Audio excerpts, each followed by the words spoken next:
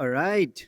I hope you guys have had your coffee because we have a fantastic. We kept our last panel session for this time with some special guests because this panel is going to talk about use of AI and tech to make a difference in the neurosciences field, in the brain health field. Prepare to be wowed. They're doing some amazing stuff. And with that, I'm going to bring in our moderator, Margot Hanley.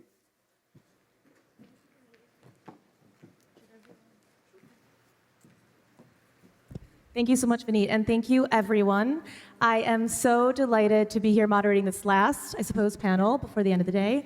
My name is Margot Hanley, and I am the Director of Research at the Cognitive Futures Lab at Duke University, where we look at the ethical, legal, and policy implications of neurotechnology and emerging cognitive sciences and AI.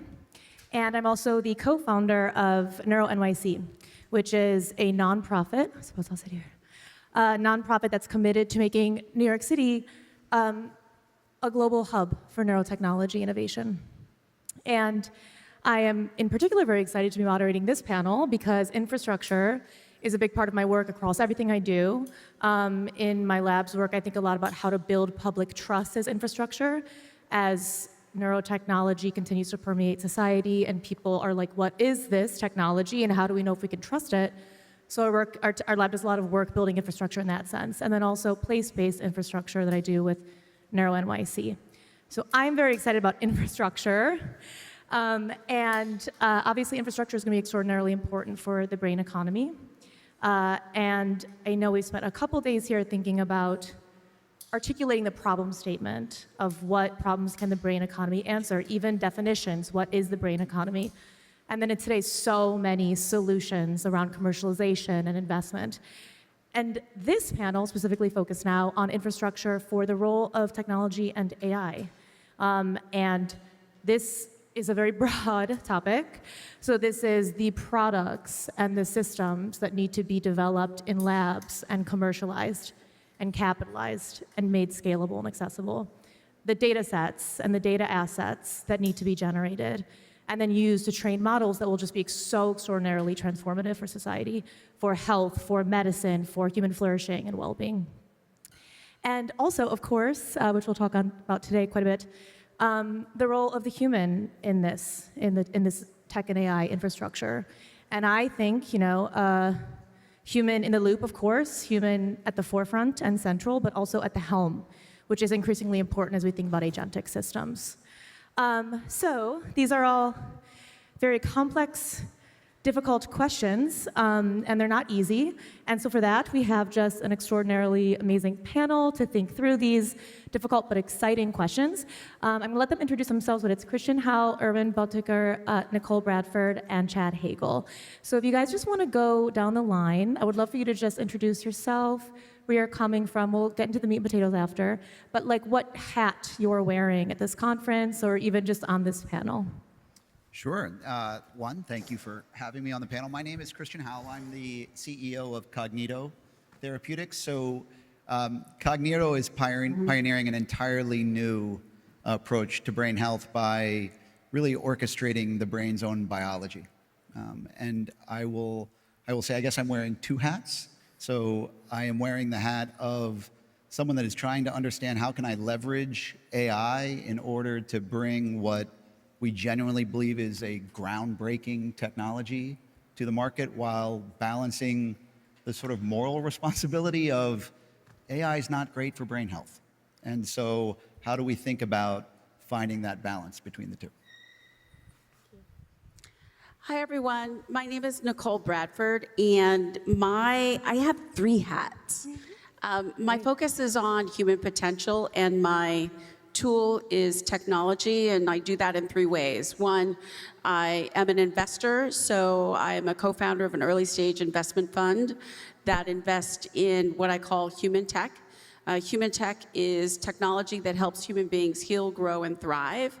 And that's my second hat, which is that I gather. And I recently held a conference called Human Tech Week, which was an evolution of something I've been doing since 2014 called Transformative Tech. And it's a gathering of founders, funders, scientists around building human tech. Specifically, it maps to health span, future of health span, future of work, future of cities. And then the last hat is that I advise global associations on human plus AI enablement.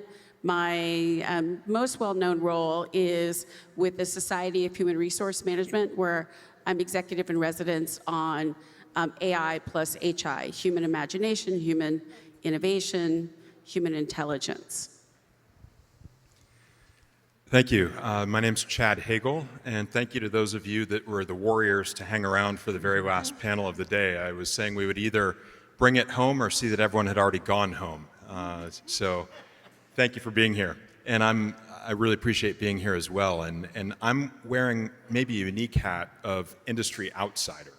And I think I'm also kind of wearing the hat of the poster child for why this event exists, because I'm someone who, while I was pre-med at Stanford and graduated in 1998, I graduated at the peak of the dot-com boom, decided I was going to make a choice to go into an early stage company and rode the wave of Web 1.0. This is the second time in my career, 25 years later, that I am initiating a startup, but it's not this time by design or desire, it's by necessity. My mother was diagnosed with 2 forms of dementia, Alzheimer's and Lewy body, and all of you that are professionals in the field and have experience know how destructive that combination can be. I have lived the experience, not only watching her as an elder decline from the disease state, but I've lived the experience as a caregiver, and I know the impact that these horrible conditions have on everyone around them. And so I set out as a stoic by nature to build a platform and build a company that we call Remember When, which is focused on delivering an AI agentic companion that is voice to voice to engage with elders, and particularly those who are suffering from cognitive decline. And I've been welcomed with open arms by people in the industry who have embraced where we're going, our mission, our technology, and helped us expand that vision tremendously. And I'm so appreciative to be here. And this is my first time speaking openly and publicly about what we're doing. And I couldn't be more excited. Terrific. I also want to compliment you on your resilience and stamina. My name is Erwin Bottinger. I'm the director of the Wyss Neuroengineering Center in Geneva, Switzerland. And so I had the privilege for 3.5 years to completely transform the center, which has neuroengineers, data scientists, neuroscientists, clinical, regulatory, you name it, everything that you need to do R&D as a not-for-profit entity. We are a foundation in the canton of Switzerland. We receive philanthropic funding, 125 million over 5 years. So we have 25 million a year to do the following. We actually gave us a focus that is AI innovation and therapeutic neurotechnology. We figured out that Switzerland has a fantastic environment of technical university, high-end, a lot of patent, a lot of IP generated and so on in academic projects funded through a Swiss government, European bodies, Wellcome Trust, etc. But where things fall short is the conversion of high-risk projects to successful investable ventures. So we've taken that on. We have built a framework where we are embedded in academic project from the outset with a business development scope, from the outset with a clear timeline, milestone-driven approach. We provide funding to the academic labs. We have 15 academic labs, some of the finest in Switzerland and Europe, that are pushing forward neurotechnology and AI for brain health. And so what we have accomplished is that out of projects, we've generated now 11 ventures. Some of them have advanced now to Series A in areas like brain-computer interface.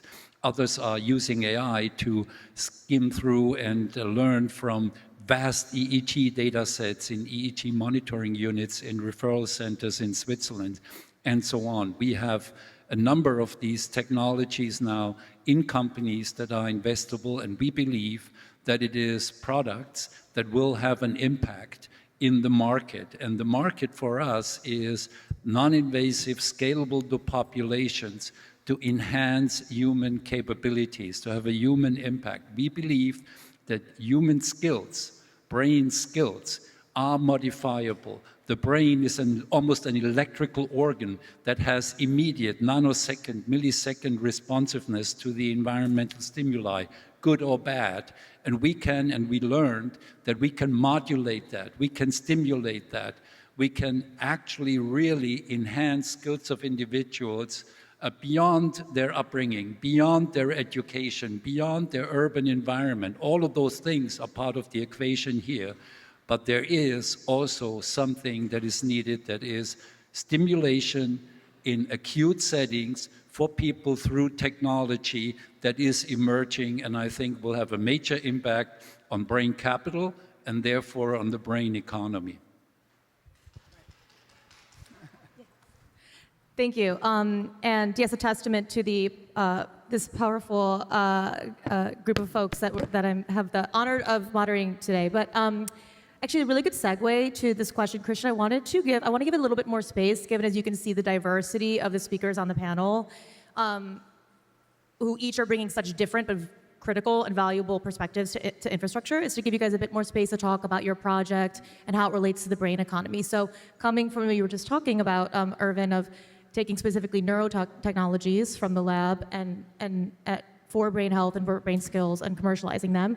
Christian, I think it's a really good time to ask you if you could tell us the story about Cognito.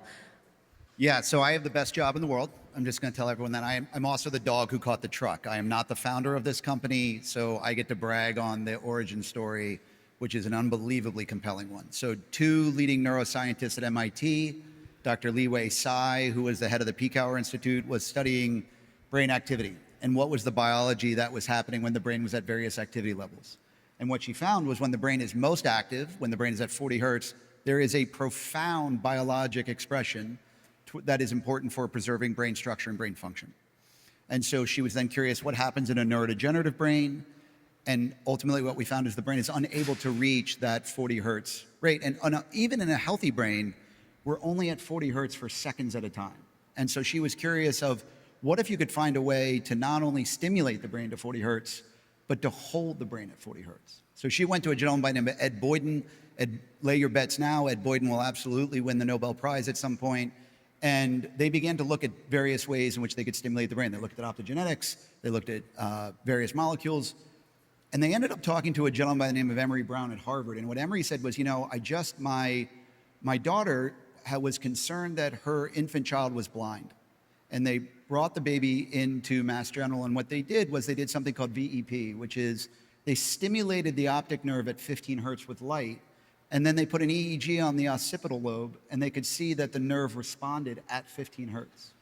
And he said, what if we did the same thing at 40 hertz? What if we used light therapy to stimulate the optic nerve to drive activity in the brain to 40? And what if we used sound therapy to drive the vestibulocochlear nerve to 40 hertz? And what they found was they got this massive expression of response and biology. So they took that to a gentleman by the name of Gerald Chan. Gerald, the Chan School of Public Health at Harvard, the Chan School of Medicine at UMass. And Gerald invested the first $30 million and said 2 things. 1, I want to prosecute the IP as robustly as possible. And 2, I want to study it like a drug therapy. So we are in our 5th human study. Knock on wood, we have 8 participants remaining in what is the largest de novo study that's ever been done in medical technologies. Not in Alzheimer's, not in neurology, but anywhere that there's been a de novo application in medical devices. We are studying 700 patients across 70 sites in the United States for 12 months in a sham-controlled trial that then has a 12-month OLE on it. We will have last patient out this month, and we will have top-line data in August. And the expectation is we are going to show an unparalleled preservation of cognition and function in a therapy that is physician-prescribed, patient-administered, non-invasive, and used in the home. And so when you think about what could happen come August, there is the potential that we will have top-line readout. We will go to the FDA in November, and we expect an approval in June of 2027. And there will be 7 million people in the United States that will have a therapy that dramatically modifies their biology to preserve their cognition and function that they can use at home. And it will be 50 million people around the world. So it is the best story in healthcare. So, and what is exciting for us is what you did not hear from us, from me, was amyloid or tau. So there are currently 300 preclinical studies studying the use of our science. There are 100 clinical studies studying it. And we have indication, we have signal in Parkinson's and MS, in traumatic brain, in concussion, in stroke. There's a belief that this could be used proactively. So it's incredibly exciting to think that we're taking what we've learned in the past around activity-inducing restorative biology, and we're now going to have an opportunity to apply that to the brain. It's amazing. I always like to do this for neurotechnologies, being in this space, and usually when I'm talking to people at like cocktail parties, they have no idea what I'm talking about in terms of the actual product. So if you could just elaborate just a little bit more on what this would do for, if you are a person that's using this, what is it actually, what does it look like? Yeah, so patient goes through a diagnosis. Right now it requires a cognitive battery and a confirmatory blood test. They then come into the clinic. We do a confirmatory EEG to confirm that we can stimulate the brain to 40 hertz. About 93% of patients are able to receive, they can confirm the gamma response. The 7% is mostly due to hearing loss. We then personalize the device for the patients so that they can move the brightness and they can move the volume, but still get a 40 hertz response. And we ask them to wear it an hour a day, every day. Now we're studying mild to moderate Alzheimer's patients, so that's why we're asking them to use that. In our feasibility study, we saw a 77% preservation of function and a 76% preservation of cognition. We also saw a 70% preservation of brain volume using MRI. And I think what's most exciting is what we found was 85% of participants use the therapy at least 50 minutes a day, at least 6 days a week, and 90% of participants, when they finish the 12-month study, elect to go into the open label. So those numbers are remarkable when you think about it's an hour a day and it's a daily therapeutic. But it just gives us such confidence that we're taking on the most progressive neurodegenerative disease, and we've got such commitment from the patients and their families. When we start to explore others, does the dosage change? Does the time change? And we'll explore all of that coming forward. Thank you. Irvin, I want to turn to you for a little bit to talk about, is this a traditional path in which like a neurotechnology or like a device like this would be brought to market? Can you tell us a little bit at the WE Center what you do there to take, you can even use a case if you'd like to walk us through kind of what it takes to get funding, investment, and commercialization and scale of a technology? Right. So I think I want to reach back, and what Cognito is doing is trailblazing because it is, unobtrusive. It is, easy to use at home, and it modulates the function of the brain the way no drug can do it. It is instant and it modulates, and we know the basis of that. It's the electrical waves, the circuitry in the brain, and we better and better understand this. So there's a highly complex connectomics that we know if something has this kind of impact on the input, it affects all kinds of regions in the brain.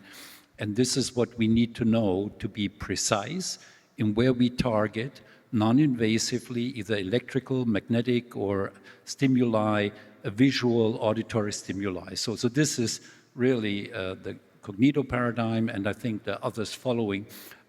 This is now clearly been shown that memory and other aspects can be affected in a very positive way. We can also show in other studies that arousal, sleep, stress resilience can be affected in that way if we target the right structure in the brain at the right time. We're learning tremendously about that.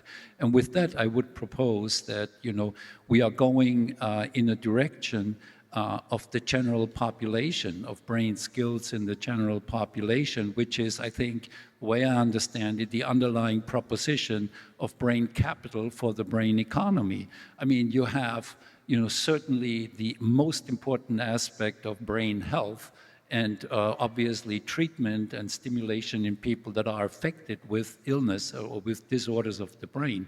But the overwhelming majority in the population will not submit to being, patient or being, challenged with brain health. They want to improve their brain skills. So from that perspective, we are seeing over a number of 3 to 5 years, tremendous opportunity. We now have 2 companies in that space that are also similar to Cognito, using the visual sensory pathway for stimulating. We can very clearly read out what is being stimulated. We can quantitatively feed that back to the stimulation. As a product, this is also going to be glasses that can emit these waves. And so this is going forward. These are now companies that are at seed stage, and I think going forward, there should be, we're very positive, a strong interest in the investor community to go through Series A and then scale this. Now, we have a little bit of handicap in Europe in terms of scaling. I think you guys, we envy you in the US. The capital is much more tuned and used to actually being tickets that are required in Series B and C and so on to scale, to reach clinical approval, to then reach the market as a product. And many European companies actually for that reason, actually after having proof of concept and getting initial approval, come for clinical development here to the States. And we're open to that. It doesn't matter whether it's happening here or there. The most important thing is that it happens and helps people anywhere on the globe. And we need to make these things cheap, accessible at scale in populations, either as for treatment, but also going forward to enhance skills, because humans are always interested in enhancing their skills, doing better. That's part of the human spirit. And I think there's a huge concept for B2B, in essence, to improve organizations, corporations, with these technologies as they contribute to the brain economy. Yeah, that's amazing. Actually, it's, again, a perfect segue, I'd say, Chad, because we're thinking so much about scaling brain health technology. And your company, I know you spoke a little about Remember When, but I think maybe if you can kind of unpack a bit more, not only how you came to the idea, to the company, but also how you see it so well positioned to scale, both in terms of what it can do for users, but then also like the nature of the technology itself. Yeah, thank you. Because we're talking about infrastructure, I think the part of the infrastructure that I want to focus on the most is the human infrastructure. We would not exist if it wasn't for one thing, and that's community. All of us coming together here today. I've benefited in my life from being part of 3 distinct communities that have contributed to what we are able to achieve. One is my academic community. I'm a highly engaged alum at Stanford and have access to an ecosystem there that very few on the planet have access to, and I feel blessed for that. Second is that I'm second generation in a family office, and I've been a part of organizations like IPI Camden Wealth, which is a worldwide organization bringing together family offices that aren't as constrained by some of the guardrails that institutional investors have in the way that they look at scaling and growing businesses and the way they think about innovation and funding change that impacts humanity. And then the third network is Texas. I only have one point of time in my life that I can point to, which is being in the Bay Area in 1998 during the dot-com boom, that is anywhere near the energy, the passion, the enthusiasm, the entrepreneurism that exists here in Texas today. And I feel blessed to be a part of the ecosystem in Texas and in Dallas, in particular with the old Parkland family office ecosystem that exists there, the innovation and the investment that's going on. Now, our system is built to produce a different kind of infrastructure. It is the infrastructure of longitudinal memory. There was a panel yesterday that talked about the hazards of AI. And when you go to panel-based events, often you hear about AI, and what they're really just talking about is frontier large language models. And the discussion ends right there. Purpose-built artificial intelligence that is built on a framework that has rigid guardrails, that is designed for a specific population and designed with specific intentions and objectives in mind, can be very effective and can deliver things that at scale and at capacity that we as human beings can't even imagine.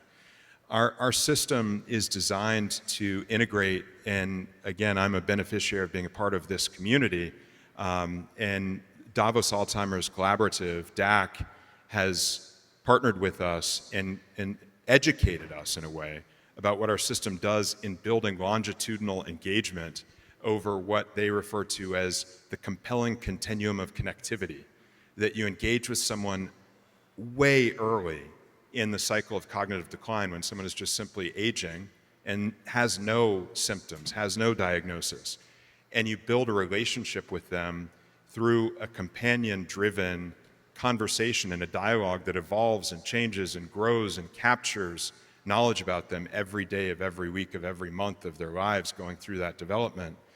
And then you think about as they start to experience cognitive decline, whether it just comes naturally through aging or through disease state, and then think about multiplying that, because we have the ability to scale in how we're delivering to an audience of customers, users, patients, in assisted living environments, home care environments, independent living, and being able to build an infrastructure that connects the elder with a caregiver, whether it's a family member, a nurse, a nurse's aide, and a home care provider, and then growing that knowledge base through that compelling connectivity that exists in that ecosystem that has been built, so that over time we have access to hundreds of thousands of people.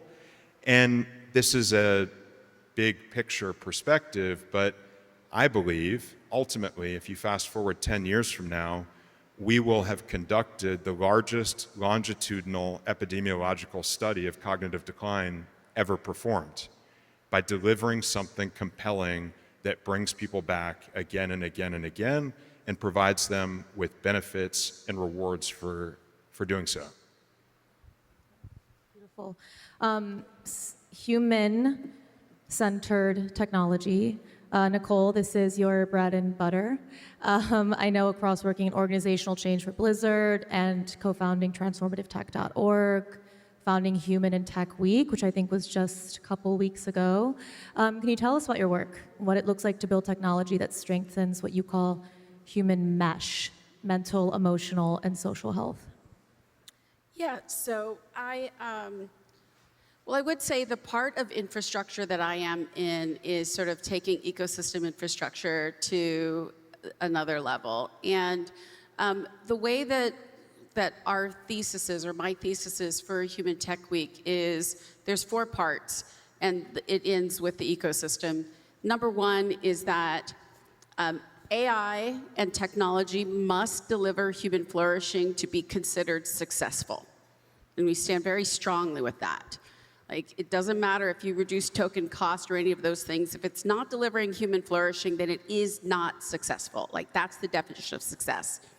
The second part is that we're going to have to reimagine, deeply reimagine, health, work, and cities. And I love what you were saying earlier about, like, when we went to dinner last night, like, just the ambition and the inspiration. I love it so much because the reimagination that we have to accomplish over the next couple of years, the level of, there's a lot of disruption, but I use innovation because every single thing is going to have to change, because this technology is like electricity. And so in that reimagination for Human Tech Week, for example, our health span conference is called HOPE, and that's healing, optimization, prevention, and enhancement. Because if you can help someone on their worst day, you can help someone on their best day. I love Ed. I had the question when he started working on Cognito. I was like, well, what about me? Like, what would it do for me? Could I use it? And he was like, wouldn't hurt. But so it's kind of really amazing the ambition that we should have. And then also our Future of Work conference is called Agency, because the reality is most of what is done, a lot of what we call work today is going to be doable by machines. And so we have to come up with what the new jobs are. And so that means we really have to lean into that, and we have to have all of our cognitive abilities with us in order to be our very most creative at that same time. And then the future of cities is called Reach. So it's like, what are we reaching for? What are we trying to create? And so with those areas of focus, what really ties to the infrastructure of AI is high velocity experimentation. There really isn't anyone today who can tell you exactly where it's going to land. And as a community, we have to have experiments that we run, that we share. That's why these gatherings are so important, because we need to see what people are doing. In my role with SHRM and seeing into thousands of companies from 300 to 300,000 and how they're implementing AI, and where work is the place where we have the highest level of surface area between humans and machines. So it's a really important living laboratory for how this will actually work out for us and how we design it. The organizations that are the most successful in terms of their strategic plans and ROI are ones who consider culture, context, and customer. And if they don't layer those in, it doesn't really work. And so what that means is that we're going to have many archetypes. There's not going to be one type of healthcare system. There won't be one type of company. And the only way we're going to get to that is we have to do high velocity experimentation, and we have to be transparent about what we've learned as well as what we've achieved, so that other organizations can see it. And then the last part of that is by doing it in a community, and that community always needs to be someone who owns the problem. So it could be it could be a hospital administrator, it could be someone who runs a dementia care home. It could be a teacher, it could be any of you. Like, any of you has a problem that you know really well. So it has to be someone who owns the problem. It has to be builders who can prototype around that problem. You have to have scientists and researchers there so the solution can be measured, because if it's not measured, then it can't be replicated. And if it's not replicated, then we aren't learning as a species at an accelerated rate, which is what we need to have a soft landing between now and what's happening over the next 5 to 10 years. And then the very last part, with that is that then you have to have the funders, and you have to have really innovative ways to think about the capital stack. And so that's what I work on, and I really see ecosystem as the AI infrastructure for human plus AI innovation across these three areas. Can I just really quickly on the capital, because all three of you mentioned it, and I think it's an unbelievably important call out, which is, I think anytime there's a massive breakthrough, there is some serendipity involved with it. So, and we've heard this in the last two panels. When I tell you I talked to 200 biotech investors when I was trying to raise money, and I got 200 no's because they said, you're not a biotech, you don't meet our thesis, right? And then I went and talked to probably 200 medtech investors, and 200 medtech investors said, no, you don't meet the medtech thesis. Sorry, we're much more incremental. And we heard that on the last two panels. And I wasn't raising $5 million, I was raising $185 million to bring this to market. And what I found were family offices. And what I found in the family offices were two things. One, I found really bright business minds that saw the value gap that was created by this orthodoxy to the thesis of the biotech or the medtech. They saw that there was a miss. People were thinking about it through the modality in, not the patient out. And the family offices resolved that. And then two, it has changed the time horizon for Cognito dramatically. We don't have 3 to 5 year LPs that are saying, you got to bring this to market, you got to do $1 billion, you got to go sell it to Lilly or Medtronic, and then we got to turn it. We've got 6 billionaires around our cap table that are saying, build the right technology to impact patients as broadly as possible. And so I know that there's innovators in the room that are struggling and thinking about, why can't I get this to resonate?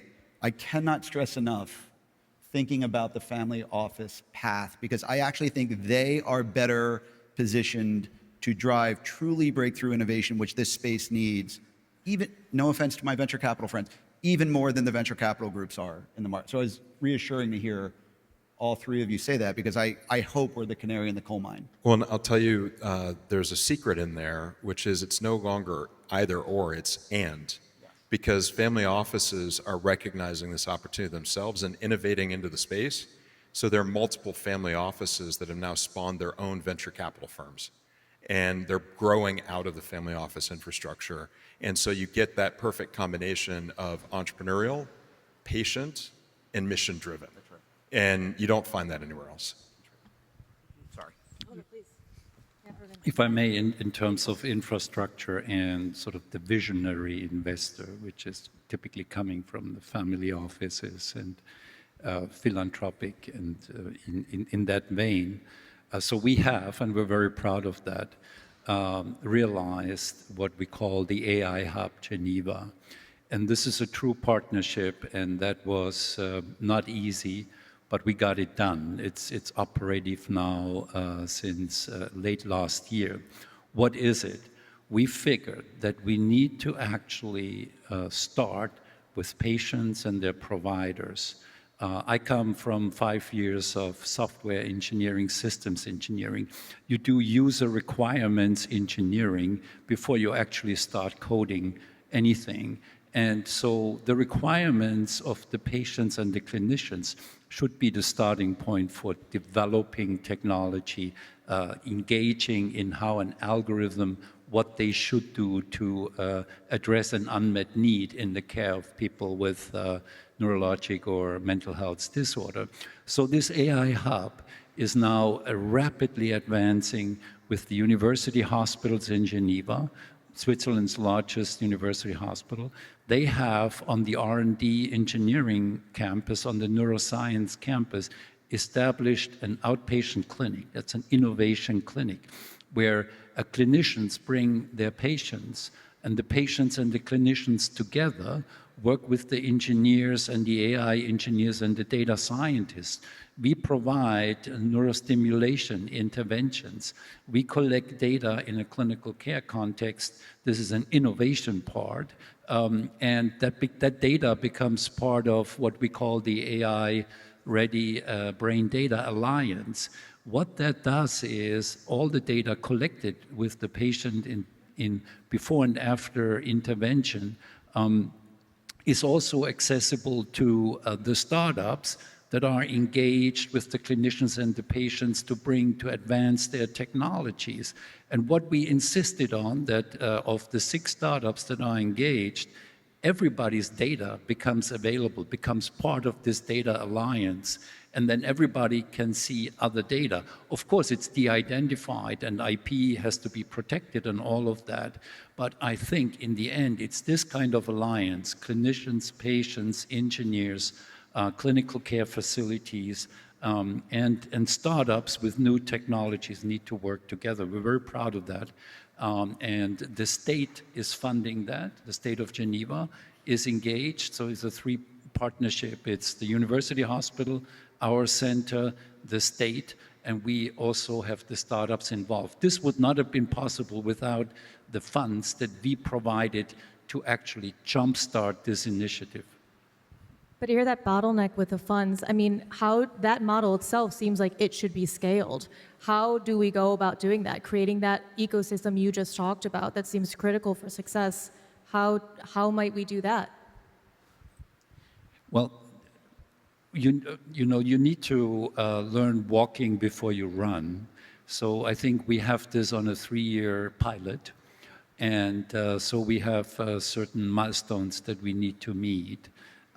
We certainly would like to engage then much broader patient populations, clinicians at other centers throughout Switzerland. Switzerland has the advantage that all the advanced care institutions are very well networked. It's very quick to establish a national network in this. And so we hope to scale this then with a public fund from the government and also visionary investors that see this as the right infrastructure to actually accelerate the development of technology out of projects into products, and also to have the right start pick the right project to actually start with. So this becomes sort of a national interest. This is in the national interest in Switzerland, and certainly I would argue is in the patient's interest. Yeah, Nicole, please. One of the things that I want to put in here is when I started building this ecosystem and looking at the scale of how do we scale solutions, I started looking at how many different types of capital there are. And so far, I'm on 22. There are 22 different types of capital, of which venture, in family offices, private equity, those are only a small group. There's so many more. And so I would argue also that to have the kind of, I love this guy, he's got such ambition, like we're so aligned, to have the kind of ambition for really setting human flourishing up for humanity, we're going to need it's more than one family office, it's more than one foundation, it's more than public-private partnerships. We're gonna have to use every single tool that we have at our disposal. And that means that we're gonna have to combine them, and that means we're going to have to shift the way we think, have new paradigms about how we coordinate and orchestrate amongst ourselves in order to get this done. I love the experimentation, reimagination just seems in the DNA of the brain economy, and I love that it's been such a big part of this panel. We are at time, but I just would love to do a quick lightning round on this question of, this event is being held in the context of the U.S. presidency of the G20. So if you had a magic wand, in 5 years, what would you like to see as a major resolution on brain tech and AI?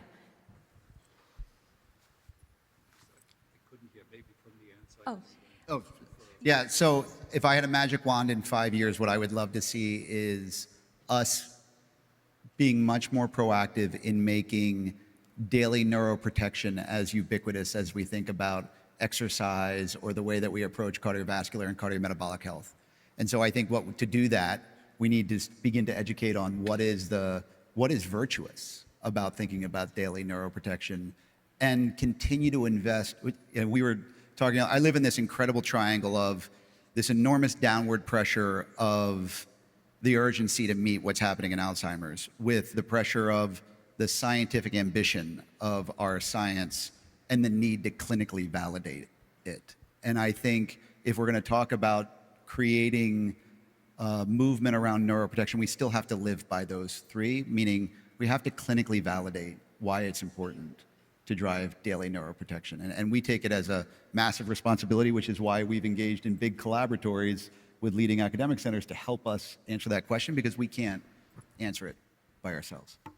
In 5 years, I would like to see everyone taking clinical validation as seriously as Cognito is. Yeah, please, next. 5 years from now, what I would love to see is ecosystems of ecosystems, funding and supporting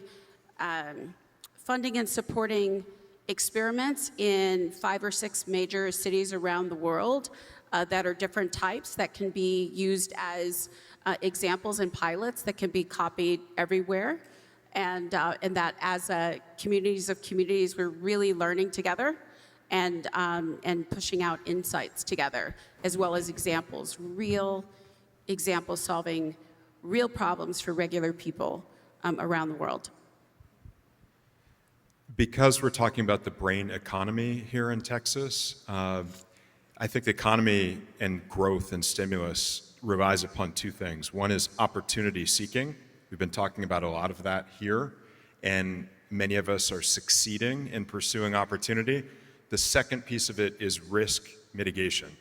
And I think that I keep coming back to this idea of human capital and community capital.